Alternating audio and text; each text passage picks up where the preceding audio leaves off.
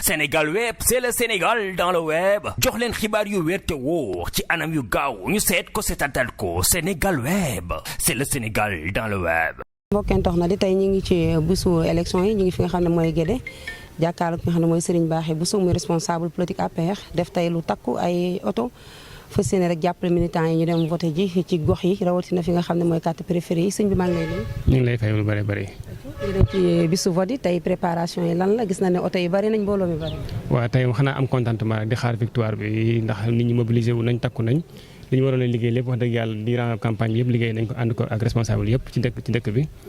vraiment ñu am ci mbégte ak contentement ci ñoom di leen soññi tey li ñu doon liggéey nag lépp tey lañ koy xaar tey lañ ko war a yàq léegi nag ñu ko yàq ko ci bool bu set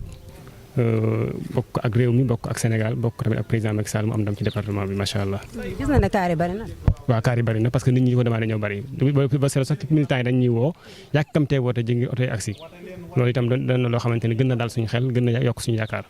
ci ren dañuy gagné élection yi incha allah rabbi. kon daal seen xel dal na. suñu xel dal na bu baax a baax macha allah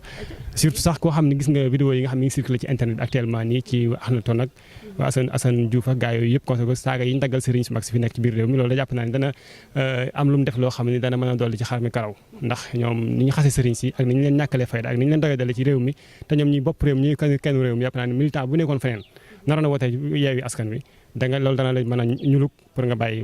vote boobu vote. yéen xanaa saaga yi moo tax yéen kilifa yi ngeen dugg bu baax a baax ci campagne. waa xam nga sa boo ne saaga yi day gàtt waaye li ñuy tax a dugg mooy ñu politique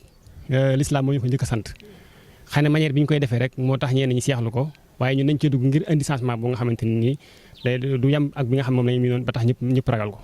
moo tax saaga yi sax boo xoolee ci ñun la ëppee ñun la ëpp lu ñuy saaga ñun la ëpp lu ñuy xas waaye loolu du ñu découragé loolu du ñu tayal loolu li ñu bëgg mooy wan askan wi ni leen ñu ngi ci seen wet Macky Sall tam président Macky Sall mi ngi liggéey loo xam ne si jar na fësal ko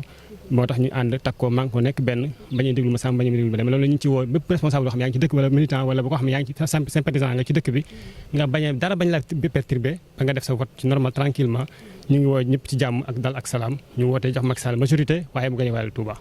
ay ci kon ñu daal di ànd ak yow rek nga dem voté. jërëjëf. Sénégal web c'est le Sénégal dans le web jox leen xibaar yu wér te wóor ci anam yu gaaw ñu seet ko seetatal ko Sénégal web c'est le Sénégal dans le web.